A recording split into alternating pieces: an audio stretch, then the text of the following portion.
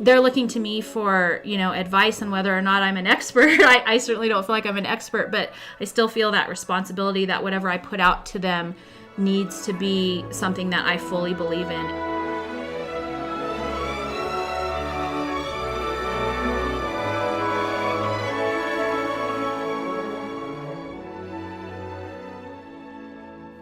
Hello, and welcome to the Arts of Language podcast with Andrew Pudewa, founder of the Institute for Excellence in Writing, or as many like to say, IEW. My name is Julie Walker, and I'm honored to serve Andrew and IEW as the Chief Marketing Officer. Our goal is to equip teachers and teaching parents with methods and materials which will aid them in training their students to become confident and competent communicators and thinkers.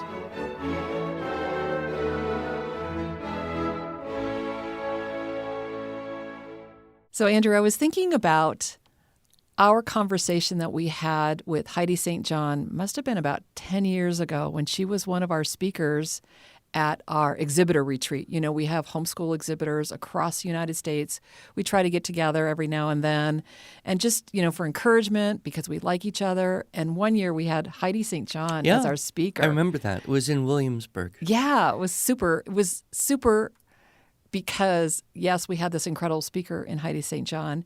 Yes, we were in Williamsburg, Virginia, and we got to go through the colonial Williamsburg and see. And yes, I got 500 half-ounce bottles of Tabasco. Oh, yeah, that year. was okay. I got to tell that story because that's a hilarious story.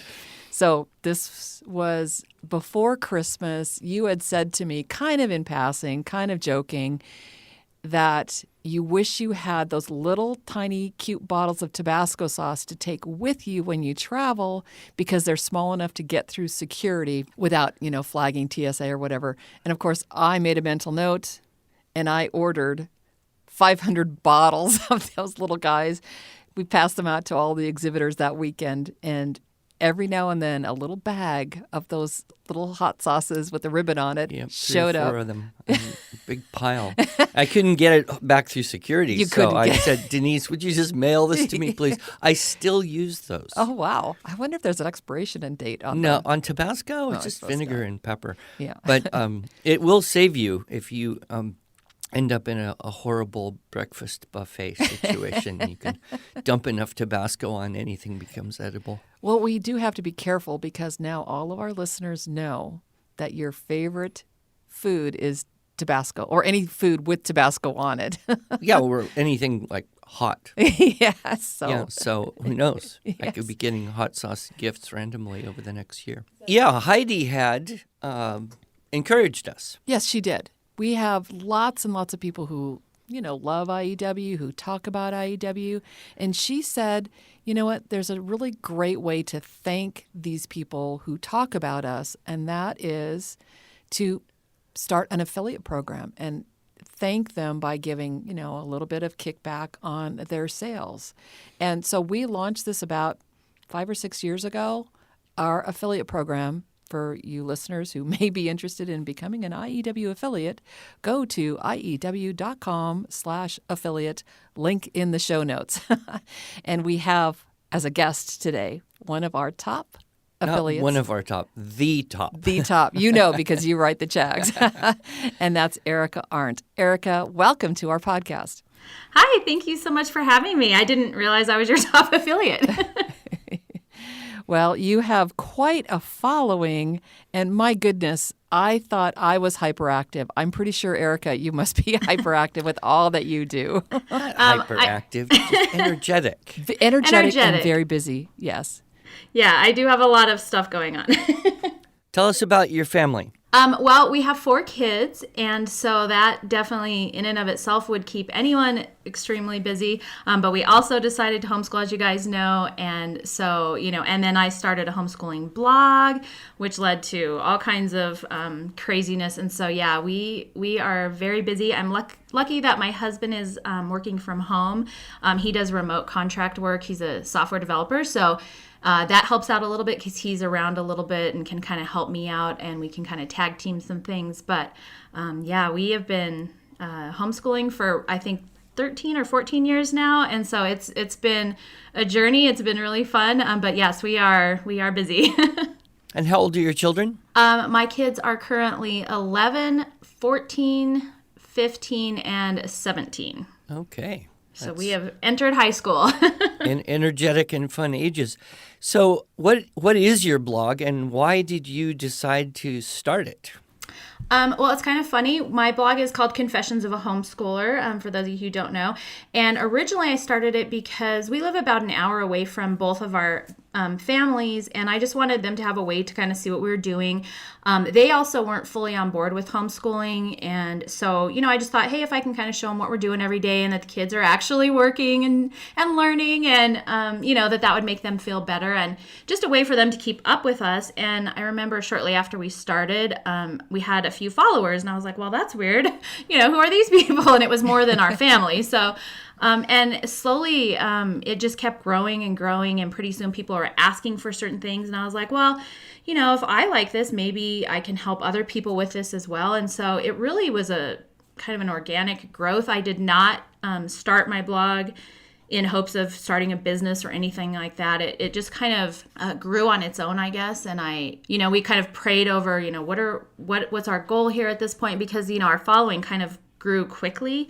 And I wasn't expecting that. I wasn't planning, like I said, on being a business. And so I really felt like, God was leading me to, help other homeschoolers that might be in my same situation. When you're starting out, it's fresh in your mind what it's taking to get going. And so it was easy for me to kind of just share what I did to get started with other people. And so it just kind of grew from there. And I feel like God really kind of grew the blog, and I was more just along for the ride, really. Mm-hmm. So you have a couple of blogs, and there's a few channels that you reach those who follow you. Yes. So I started out strictly with homeschooling stuff, and then I started creating my own printables because I couldn't find things, that I was looking for. So I'm like, well, I'll just make it myself. I did kind of have a graphic design background, so it was sort of easy for me to just make stuff for us to use. And I eventually just started sharing that. I have a lot of free stuff on there for people. And then my readers actually were the ones who said, hey, if you bundle this, I would be more than happy to pay for it. And so that's kind of how my Letter of the Week curriculum came about. I just bundled it thinking no one would buy it. I mean, it's all for free. And we sat down to dinner that night. We released it, and I was thinking, okay, please just maybe one. It was like $10 at the time, and we got done with dinner, and we had over $400 in sales, and I was like, oh my gosh, I was not expecting that. So my readers were really the ones that were kind of like, hey, we really like this. We're willing to invest in you, and we want to thank you for your time. And so that's kind of how it started. And then I started the crafting side and started doing quilting and things like that, and people were asking for patterns, and so I started writing patterns. And so now I really have Confessions of a Homeschooler blog, and then I have my YouTube channel, which I do some homeschooling videos on. I also do quilting and sewing tutorials, as you know, on there. We also have some homeschooling courses available, and one that we did for writing, where I kind of help people with writing curriculum and things like that, which you might find of interest. But yeah, so it kind of grew into two different things, and here we are. Yeah. So I noticed that one of your YouTube, and I imagine this is pretty wildly popular because homeschooling parents just want someone to tell them what to use. Yes. Tell me what to use. And you kind of go through each of your kids, and this is what we're doing with our 11th grader this year. That's all the further I got. Because yeah, and you're using, for example, Fix-It's Sir Gawain and the Sir Gawain. We actually had a conversation yesterday of how to say Sir Gawain. Gawain. Is it Gawain? Is it? Yeah, so it's Gawain. Yeah, we According have that to all. the Wikipedia pronunciation guide. Yes, Gawain. yes. Yeah. Which is the highest level of Fix-It we sell. So Yes. yeah, you can assure your parents on both sides that if your daughter can handle that level of instruction for Fix-It, well, she's in 11th grade, then she's doing great. Yeah, I think we've used them all. I think we've used all the way from book 1 to your top book at this point. Yeah. Yeah. I have to confess, since it's Homeschool Confessions, I tried personally to do that level 6 Fix-It, and I couldn't. It was just way more complicated than I could handle. I didn't have really the runway. I was spending a couple years Right. building up to it. But yeah, people sometimes ask me, if we do all these fix-it, will it be enough? And the answer is it will be 100 times more than enough. You'll know more grammar than 99.9999999% of all English-speaking people on the planet. Yes. I can definitely attest to that. I did start everybody with book 1 because it was new to us. And as you know, we're an affiliate for you guys, so you sent it to us to try out when it first came out. And so she's been through every level. And we also do a once-a-week options program where she does language, English. She did creative writing, a couple of those different classes there. And every single English teacher that she has been with has said that she is amazing. She is college ready. And they were telling us that last year. She was in 10th grade. And that they felt like she would be ready to do, dual enrollment college classes in her English. And she was way ahead of anybody else. And she's actually doing quite well in that highest level that you guys have. She hasn't had really a whole lot of problems with it. It was just kind of a natural progression from book 1 all the way to the Sir Gawain. So yeah, she's doing great. And it wasn't just me because I'm her mom. Her other teachers have said it as well. So, and she does great on her standardized testing. So I think that's a good indication as well. Yeah. Well, give her my congratulations and best regards. I will. So we have recently sent to you as an affiliate our latest Structure and Style for Students Year 1 Level A. Any initial thoughts on that, Erica? Yes. Oh my gosh. I am so excited that this came. When I had first talked to you about getting it, I thought, well, we already went through level 1 or level A, so I'll take a look at it. I am actually planning on doing it again. My youngest is in 5th grade, and a couple of the things that I'm really looking forward to in it is it looks like it has more video lessons. So I think it said on here 24 full video lessons. Yep. It also includes vocabulary. It also includes literature suggestions, and then it has the fix-it grammar suggestions as well.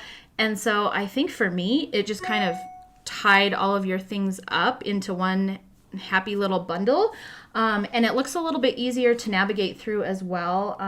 And the other thing that I really love about it also is that it's streaming. Most of our new curriculum or our new computers do not even have CDs in them anymore.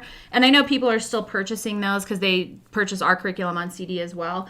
But for us, the streaming is just way more convenient, and it just makes my life a lot easier. And it's lifetime access, right? So I can just, I don't have to constantly be digging out my CD-ROMs, all of that. So I'm really excited. And I think we are going to, she's going through one of the theme-based writing units right now. And I might I don't know. I kind of want to start this now, actually, but we might do it again next year, even though it's, I think, geared for, 3 through 5 for grade level wise. She'll just be in 6th grade, so I think it'll be okay to go back through this again. And I really like how it's set up. The teacher's manual is really nice. It came with a binder, and everything was just told you exactly how to set it up and put everything in there, and you're just kind of like ready to go. So I am super excited about that. So, Erica, when and how did you first come into contact with me or IEW? So when we first started homeschooling, I was kind of overeager, so I was, of course, researching everything, even though my daughter was only like 3. And I was talking to veteran homeschool moms. I was going to homeschool groups, and a lot of them had recommended IEW. And when I first took a look at it, it looked a little overwhelming. They had the course that teachers should take, and it was also kind of expensive at the time for us.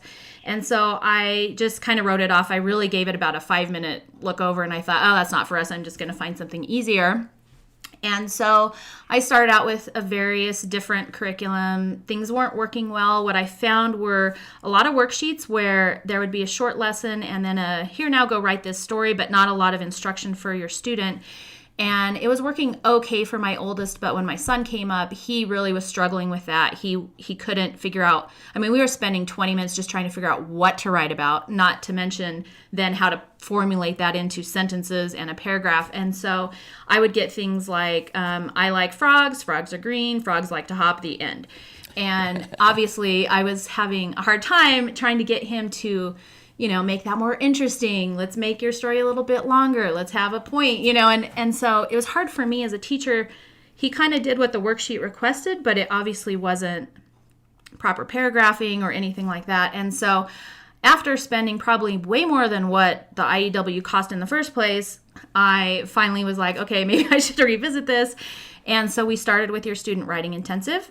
And immediately my older student, who was actually a decent writer at the time, it just really improved her writing, like took it to a whole new level. She was writing way more than what, I was even expecting of her. And my son, who was struggling more, all of a sudden he was like, oh, I can formulate a paragraph. Oh, it kind of takes the guesswork out of it. I mean, it's especially with your style of taking a paragraph and then rewriting that paragraph, it really took all of that stress away from him. And so now all of a sudden he wasn't so worried about what to write about and what to say and coming up with ideas. Now he could focus on formulating a good paragraph, and he has a checklist, and he's very methodical like that. So the checklist was like a blessing for him and for me because he knew what was expected of him. I was able to say, yes, you did all of these things, and it just took a lot of the pressure off of us. And so unfortunately, I feel like I wasted a lot of time trying other things before I finally came back around and was like, maybe I should give IEW a try. So I've heard about it for years. And now I think we've been using it for 5 or maybe even more years at this point. But yeah, so I wish I would have started with it, earlier, but hindsight is 2020. So I'm just glad I have it now. Good to hear. Good to hear. You seem to be able to juggle a lot of things. Home business, husband at home, 4 kids, almost all teenagers. Yeah. Cruise. She just recently went on a cruise. Oh, did you go on a cruise for fun, or did they pay you? I wish they would have paid me. No, we went on it for fun. It was a vacation. This year we will have been married for 20 years, and some friends of ours for 25, and so we went with them in January, kind of before this whole coronavirus situation happened, and it was an experience. Good. I think a lot of moms who are starting out with 1 or 2 little kids, they look at the extension. What happens when I have a couple more kids and they're all older and I have to juggle all these grade levels and subjects? Am I going to be able to do this without being so stressed I just want to give up? Yeah. Do you answer that question often? How do you personally, and then how do you coach people to kind of have a lower stress, more relaxed way of living through the homeschool plus life? Yeah, that is probably one of the most frequently asked questions that I get. How do I juggle all of our different grades? And I usually encourage people to combine grades wherever they can for certain things. Everybody's style is a little bit different. I do believe that things like math and reading a lot of times kind of need to be more on grade level because it's just a developmental kind of thing. But things like writing and history and art and music and science, things like that, a lot of time you can do as a group. And so for us, writing has been one of those things. For sure, the student writing intensive, it's you kind of give a age range that you can do, for most of your products. And I think that's really made my life a little bit easier because I am just having to facilitate maybe one subject for, maybe 2 to 3 students. Now my youngest, she's always kind of doing her own thing because she's sort of far enough behind the older ones age-wise that, she just wouldn't be quite ready for it. But we did the level A with all 3 of my older kids together, and we all watched the videos together, which was very helpful. And then they were all kind of doing the same assignments, which was very helpful. And, of course, they have different levels of work based on, their progress and skill and things like that. But it really does make your life, I think, a lot easier if you can kind of combine certain things together, and it makes it more fun because you can do projects together, you can do experiments, activities, field trips, and all of those kinds of things. So I like to combine what I can, and then what I can't, we work with that. That's really good advice. Now, yeah. I just want to jump in here because you said a couple of things that I think are really, really important that we just kind of be sure that our listeners don't miss. You had your 3 older kids watch the level A video course, but yet they got the same instruction, but they were writing at different levels. Yes. How was that possible, Erica? Well, the content that they're going over in that lesson is pretty flexible, I think, for the age range, which is probably why you put that on there in the first place. But we would all watch the videos together, including me, because I was learning, sort of how to teach it right along with them. We actually bought it used at a curriculum fair and started that way. And it was probably the best purchase I've ever made.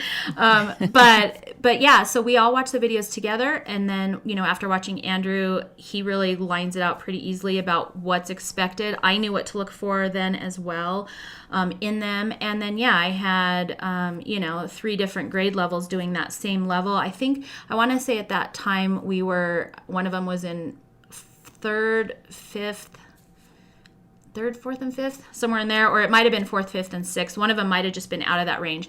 But honestly, it didn't matter because the skills that are taught in that, if I wanted to, I could have probably picked different source texts for her to work out of, but I really didn't feel like we needed to. Really, what was more important that she was getting out of that was how to formulate a proper paragraph, how to formulate a proper sentence, how to put all those together, tie them together so that they make sense, dress them up with more interesting words. And my favorite thing that you guys do are the banned words. I love the banned words because it's so easy for us to, use those common words. And it really, I think, makes your kids think about how could I make this more interesting? And those banned words might seem little, but once they put a more interesting word in there, all of a sudden it kind of opened them up with more ideas, I guess, right? And so it made the story more interesting overall, but it also made just their individual sentences way more interesting. And so, yeah, I was really pleased with how it worked with all 3 of them. So I definitely was on board to use it with my youngest when she got to 3rd grade, and she did great with it. So, well, and I know that you just received this Structure and Style for Students. Yes.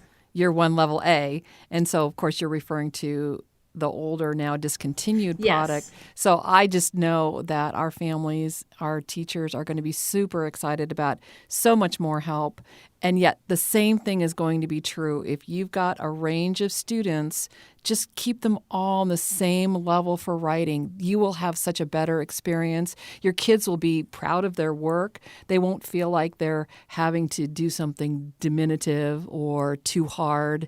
I think it's just a really nice way, easier way to do that plate spinning that you do.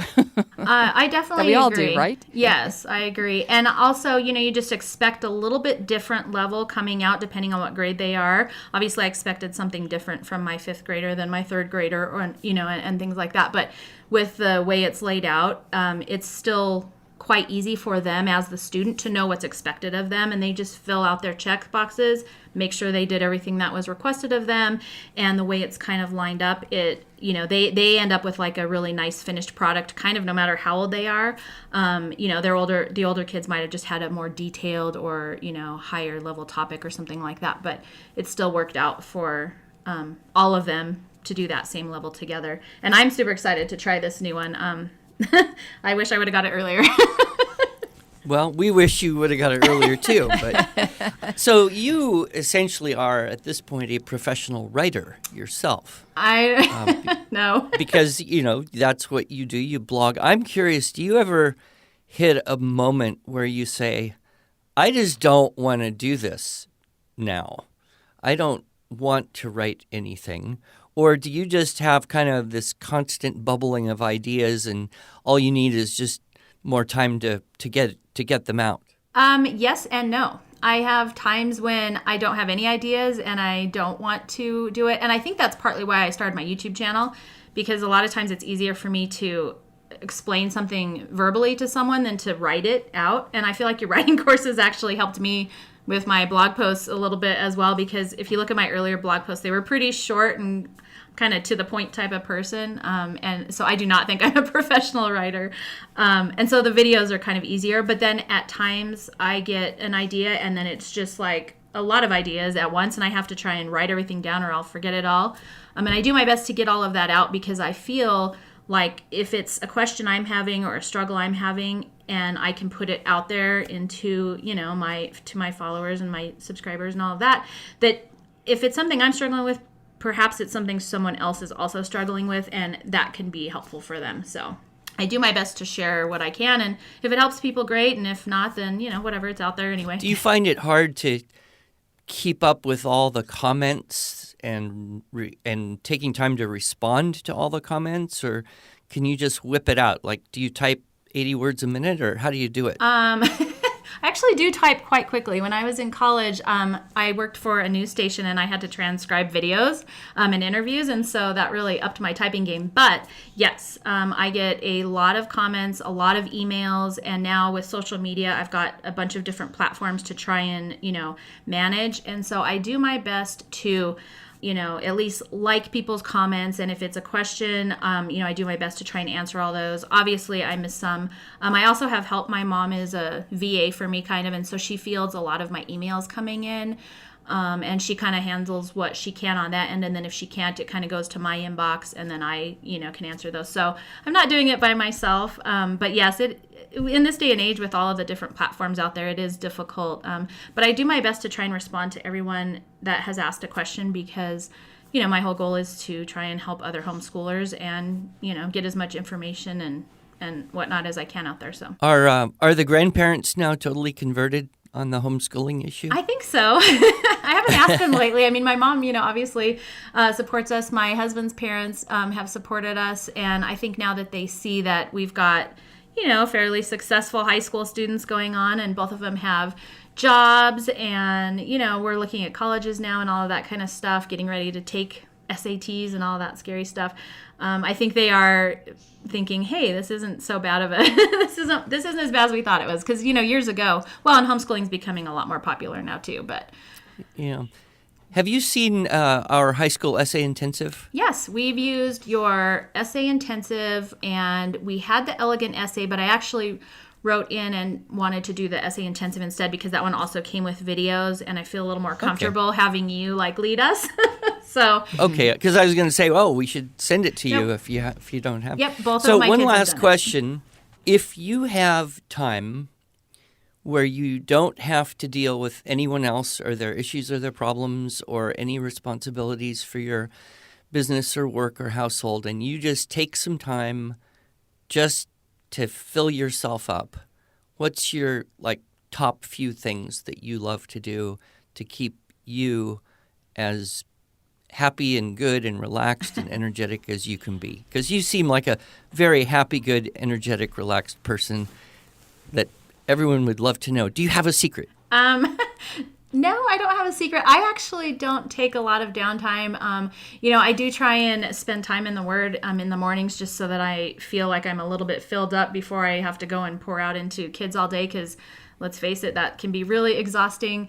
But we have quite a busy schedule, so I don't have a whole lot of downtime. So I do that. And then in the afternoons or evenings, if I have some time, I usually do sewing, or a lot of times I will also just kind of surf around on the internet and kind of see what's out there, because I feel like inspiration can come from anywhere. And so, you get inspired by, you were mentioning Heidi St. John at the beginning of this. She's amazing and very inspirational. So I'm always kind of checking to see what she has. She's, the queen of posting encouragement, I think. And so, just getting encouragement and inspiration from sources everywhere. And then I try and kind of funnel that in, and then pour that out somehow in my own words to my audience.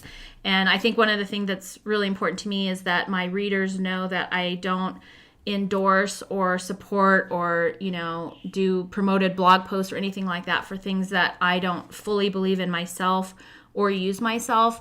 I think, when I started blogging, it was a temptation to accept any kind of free products you can get, right? Because you're like, oh, wow, people want to send me free stuff. Well, of course I'll do it. And you get into this point where you're like, well, I don't really like that, and I don't want to support that. And there's a level of responsibility, I think, that comes with that, where I have a certain amount of followers, whether they're 10 or, 10,000 or 100,000 or whatever.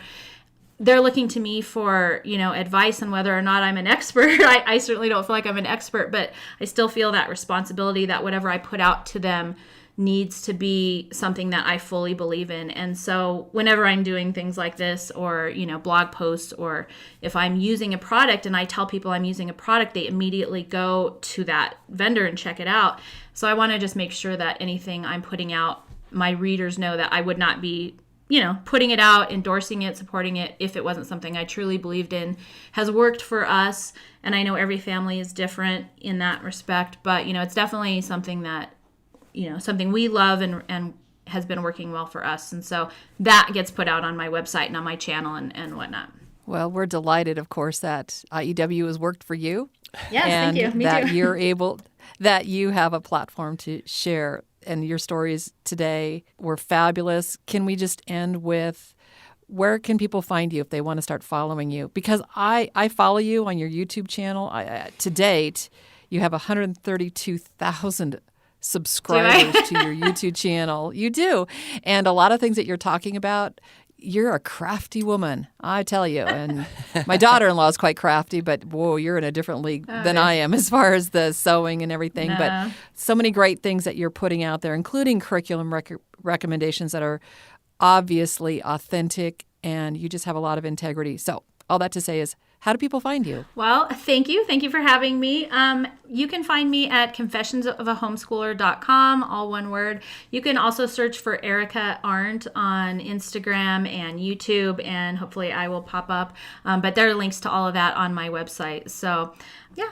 Well, great. And of course, we'll have those links in our show notes, and hopefully people will tune in to see what you have to say, and hopefully it'll be an encouragement to them as well. Yeah. So, Erica, thank you for taking the time today. Your busy schedule with all your kiddos, and I'm sure the older helps the younger, right? Isn't that how you've trained them? We do. It's a team effort. Yeah, great. Well, and I love that your mom's involved helping you, being your VA, which I know means Veterans Administrator. No, virtual assistant. Virtual assistant. She's amazing, yes. And thank you so much for having me. I've enjoyed it. And if you guys ever happen to be accidentally traveling through Oklahoma, which is the only reason anyone would be in Oklahoma, but if you happen to accidentally be passing through Tulsa for any reason, be sure and look us up, because it'd be fun to hang out a little bit. Absolutely. I would love to meet you guys in person.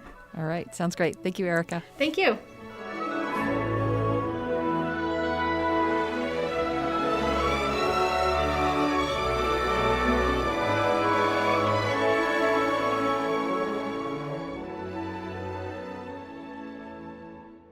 Thanks so much for joining us. If you enjoyed this episode and want to hear more, you can subscribe to this podcast in iTunes, Google Play, or Stitcher, or just visit us each week at iew.com/podcast. Until then, on behalf of Andrew Pudawa and the team at IEW, I thank you for allowing us to partner with you on your journey toward better listening, speaking, reading, writing, and thinking.